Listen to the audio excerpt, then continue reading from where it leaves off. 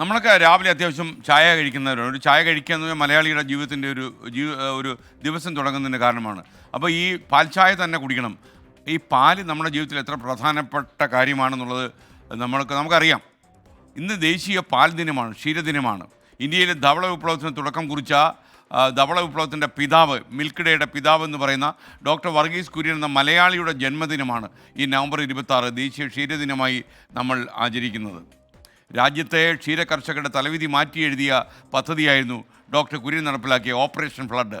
ഈ പദ്ധതിയിലൂടെ ഇന്ത്യയുടെ പാലുൽപാദനം വളരെ കൂട്ടിയെന്ന് മാത്രമല്ല, സ്വയം പര്യാപ്ത രാജ്യമാക്കി ഇന്ത്യയെ മാറ്റിമറിച്ചു പാൽ ഉൽപാദനത്തിൽ.